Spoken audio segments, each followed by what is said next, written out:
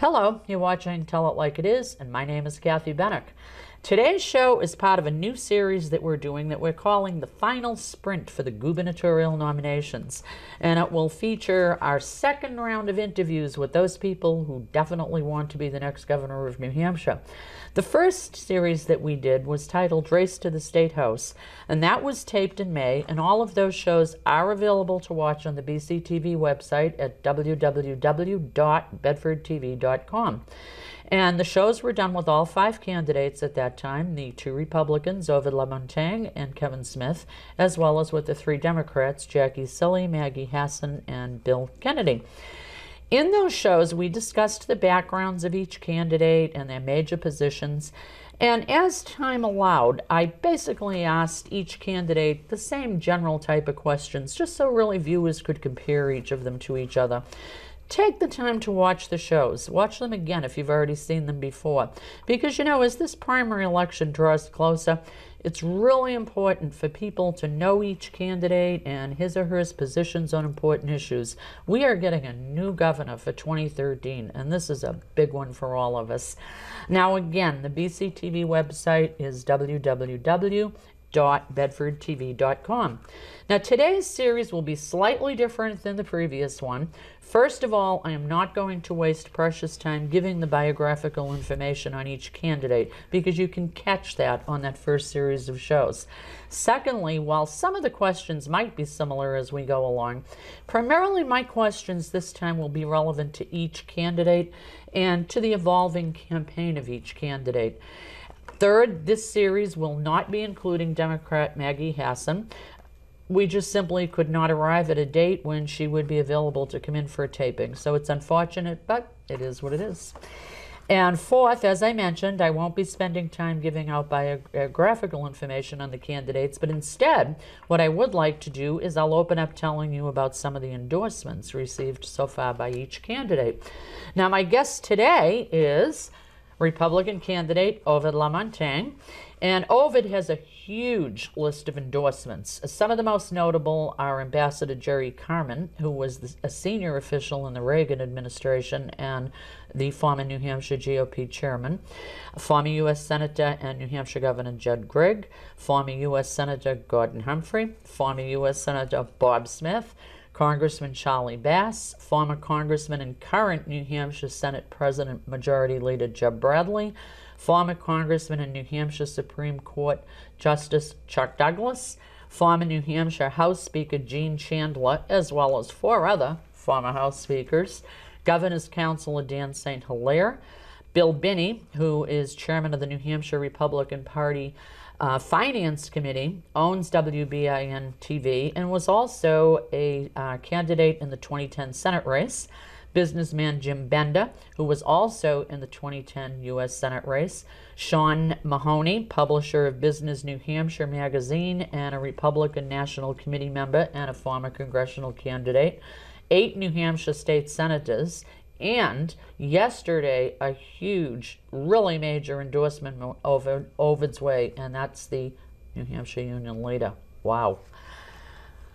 Ovide, welcome. Kathy, I'm so pleased to get you back again. Happy to be here. I am so pleased. I was able to hold you to the promise of the last time, and I'm so happy. Well, it's great to be here with you, and thank you for the service you're rendering to the citizens of Bedford and beyond who are going to be able to learn about the candidates in a more comfortable and informal setting like your program, but also very informative, because people get a chance to compare one candidate versus the other and to see who they really like and who they think has the experience, the vision, and the plan to move New Hampshire forward. And I hope they'll conclude after your interview that I'm that candidate for them. Well, it's my pleasure. And one of the things I have to ask you is, how does it feel now that the campaign is absolutely full speed ahead and you have the endorsement of something like the Union Leader, which is so big? Well, it is big. It's the most important endorsement a Republican candidate can receive in a Republican primary. And we've seen the Union Leader make an impact on a number of races over the years. And here, it's my hometown newspaper, and I grew up, reading the Union Leader and being informed in a lot of ways about my own positions in politics and on policy by the Union Leader, beginning with Mr. Loeb and all the way through to Joe McQuaid now. And Andrew Klein, who's their editorial page director. So You know, it's important to have that, and it's important also because it's a way for the rest of the people to look at who's actually who's had a chance to look at the candidates in more detail, perhaps than the average person who's working hard, raising their family, and not having the ability to spend as much time with the candidates. What are the people who are closest to the activity? What are they concluding? And in this case, union leaders' support is very critical, and I'm grateful and honored to have it, and I'm hoping that other people will see the same thing that the union leaders saw in our campaign, and that is that I have the experience, both in terms of my policy as well as my experience in business, to bring forth a jobs agenda. We call it a prosperity agenda. It's a plan to reduce taxes and reform state government, improve education and health care, reform health care as well, and to make our state the most competitive state in the country.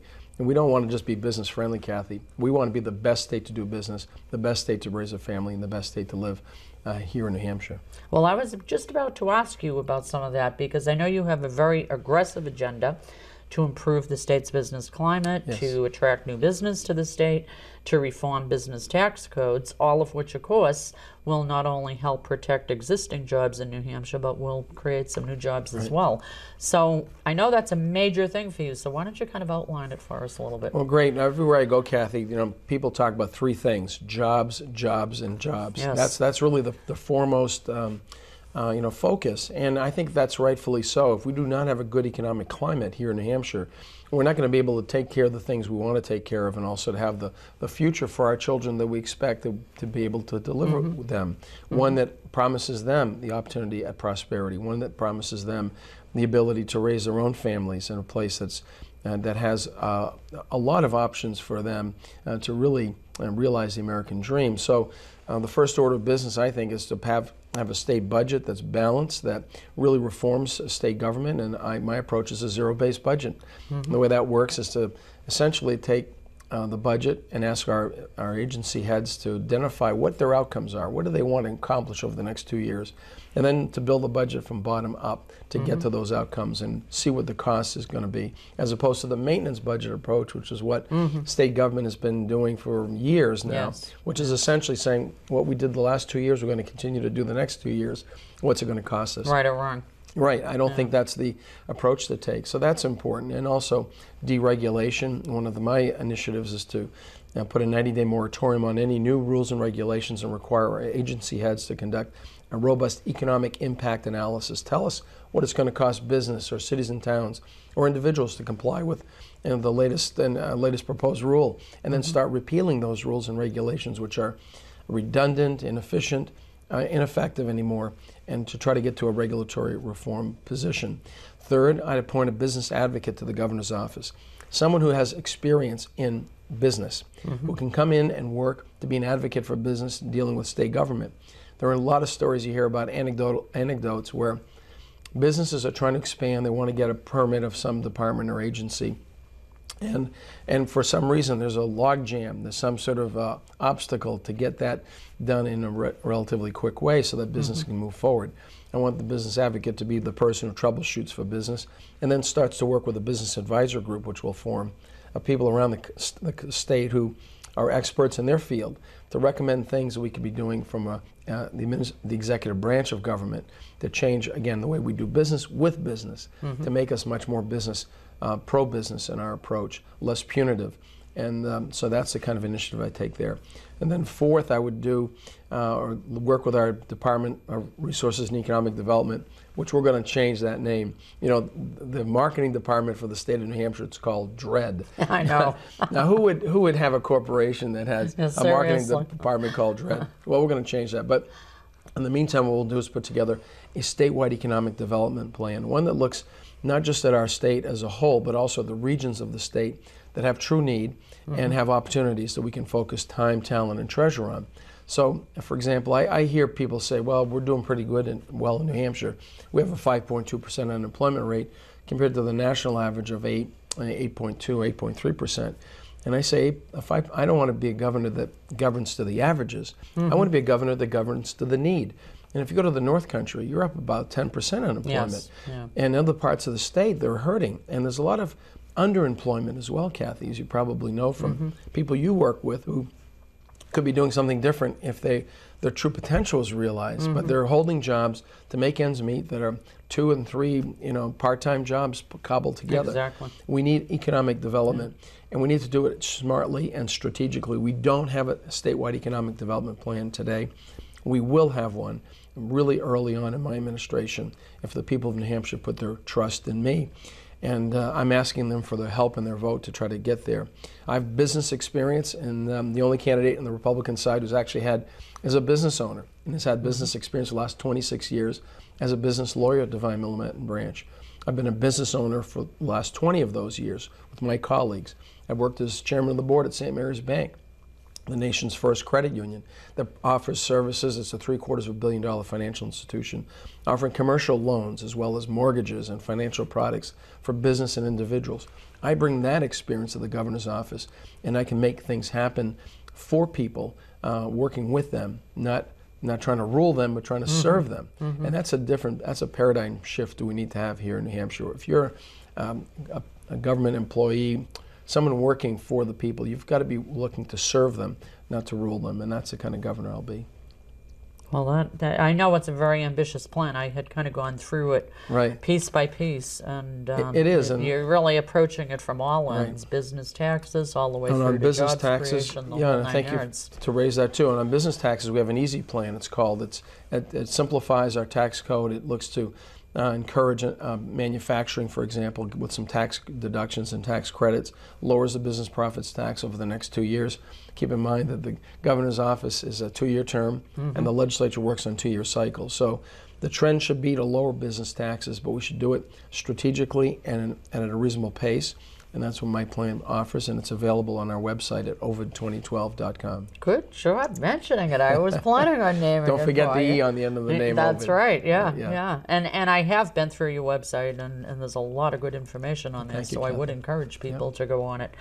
Now, I know we had talked a little bit the last time, but of course things have changed. We all know now that the U.S. Supreme Court finally ruled on Obamacare, and how do we deal now in New Hampshire with such things as its intent to expand Medicaid, which, I mean, literally could add another 50,000 people to the state's Medicaid rolls and cost us, what they're saying is, as much as $1.76 billion over the next 7 to 10 years. What's next? I mean, what can we do? What are your plans for that? And I know you've given it a lot of thought. I have, and Kathy, thank you for you always do your homework, and that's absolutely right. We're looking what Obamacare means for New Hampshire today. This is important for the people to understand. What it wants is the federal government essentially wants a single-payer system ultimately. They want to nationalize health care, and they're doing it by forcing the states to turn over the Medicaid systems to cover healthy individuals who do not have health insurance now. Medicaid was not designed for that purpose.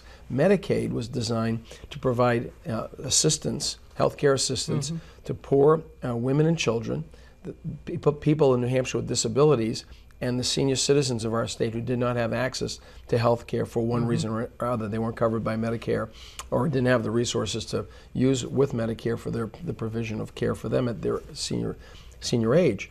It's not designed to provide health care or health insurance for able-bodied individuals who have chosen or elected not to buy insurance. So they're saying you have to buy insurance.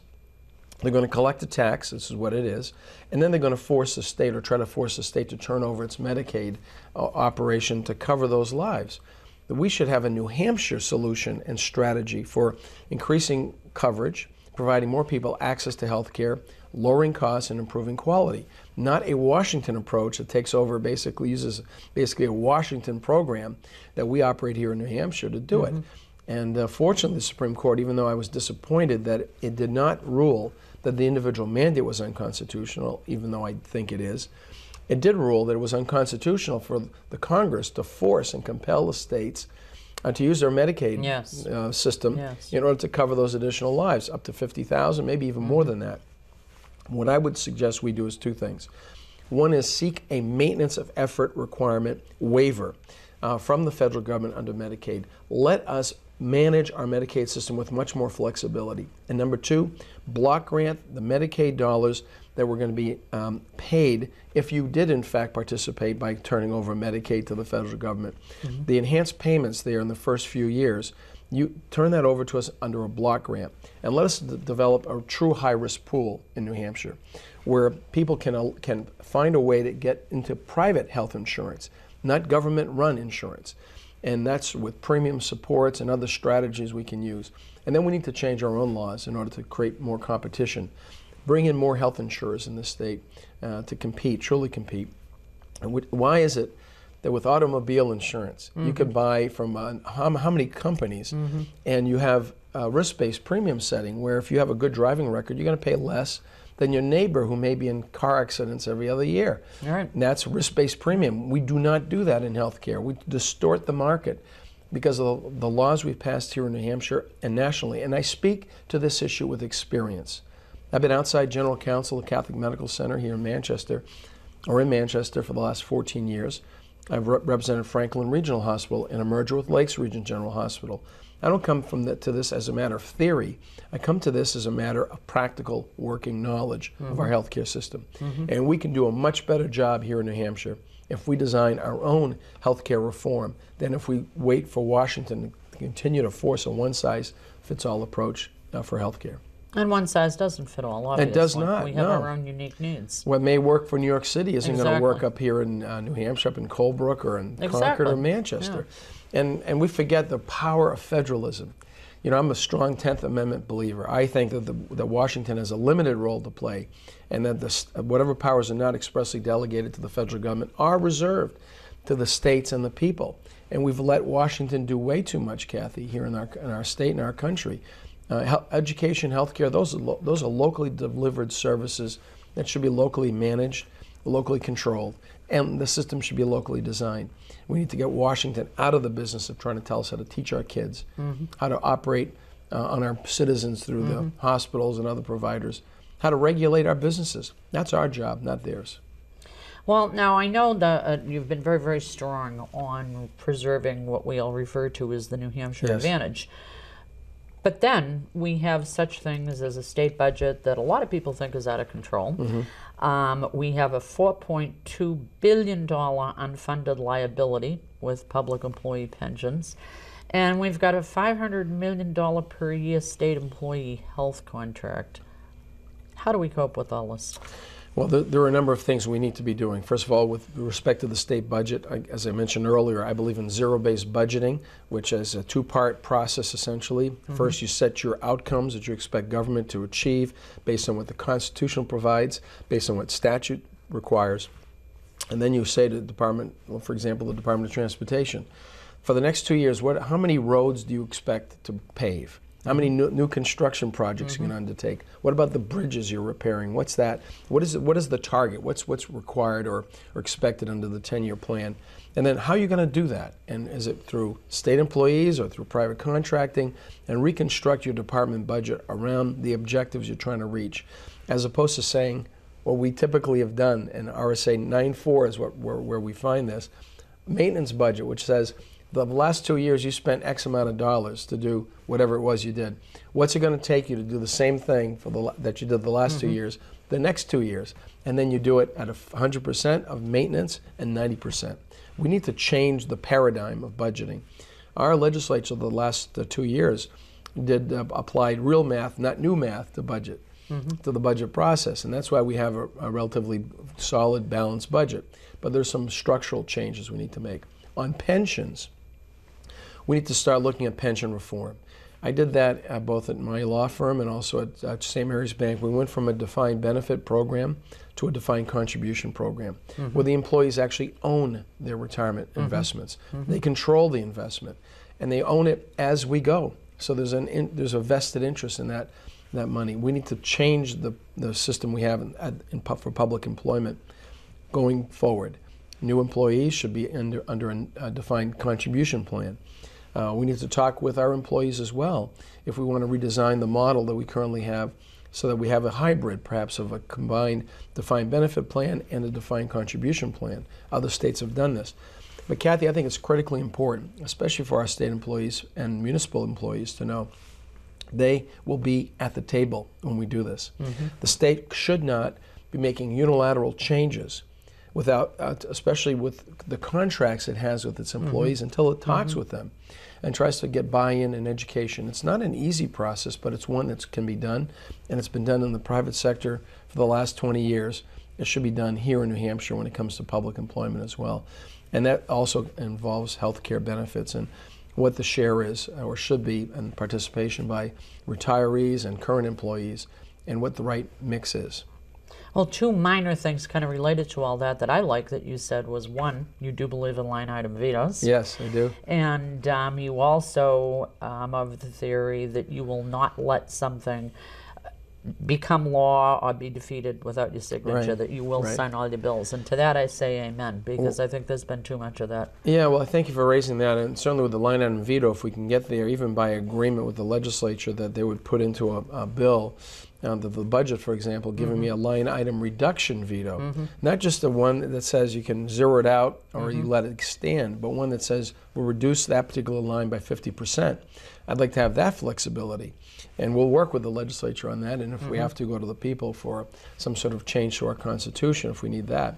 But on the Constitution, the New Hampshire Constitution allows the governor to sit back and let laws pass without his signature.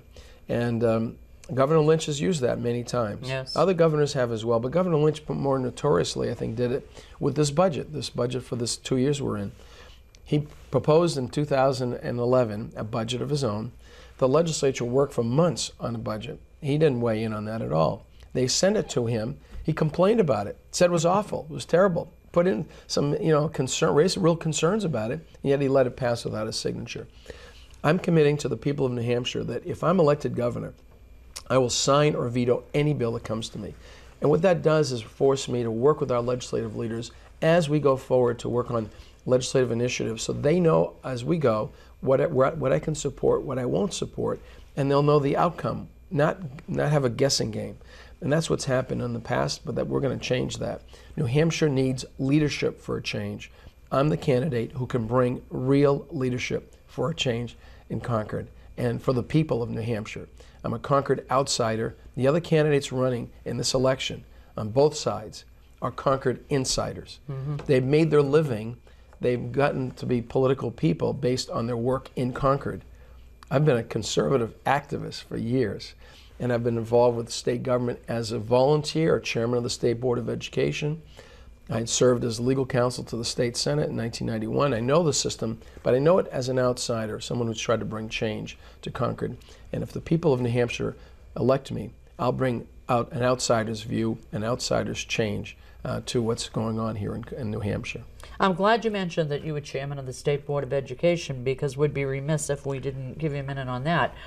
Because public education issues continue to be contentious between the federal mandates, the funding of public education, school choice, local control.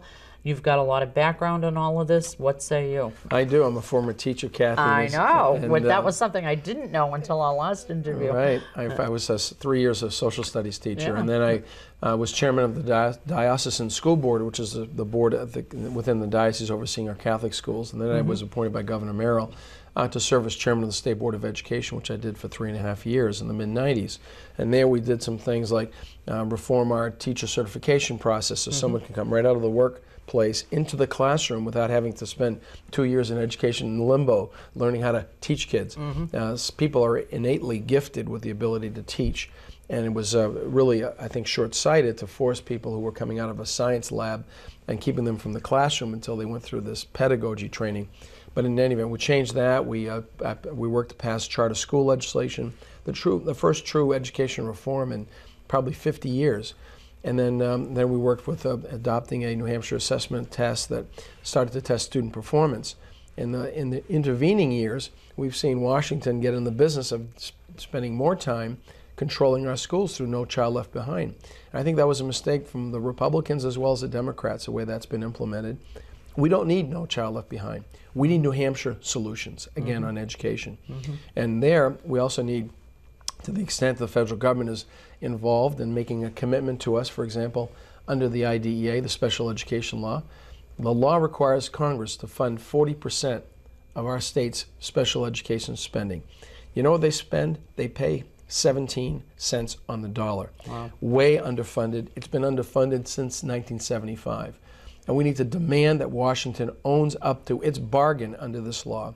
And if we have to, we need to bring a lawsuit against Congress to force them to come to terms with the commitment they made to us as a state that elected to participate there. In terms of education reform, I believe in site-based management. I think we need to free ourselves of the bureaucracy that continues to labor and impede the interaction between the teachers, families, and students at the local level. There's a lot of opportunity in school alternative education, so I supported the education scholarship program that was passed over Governor Lynch's veto that will be started to be implemented in January of 2013. And I want to work with education leaders in our state, both from the private sector as well as public schools, to really develop a new model for teaching and get us into a new era of education reform here in New Hampshire. And we can do that. Yes, we can.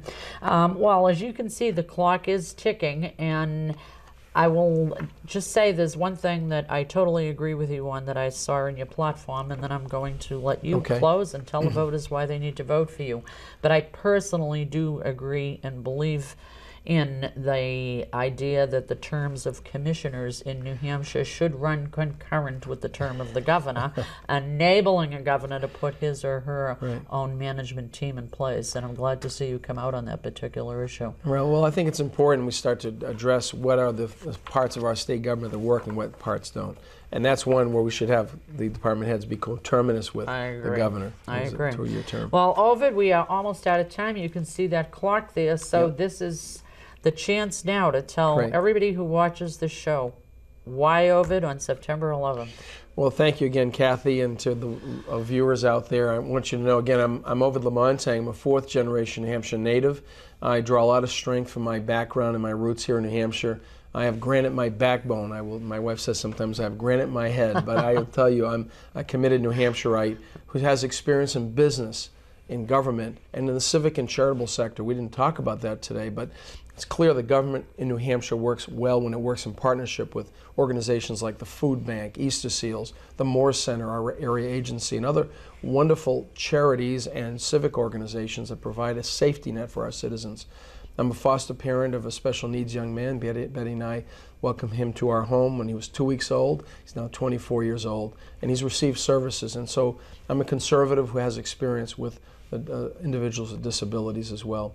I want to be a governor who brings true leadership to the governor's office, who'll be a fighter for businesses, for families, and for individuals in our state to make us the very best state in which to live and to do business. And we can do that together if we work together.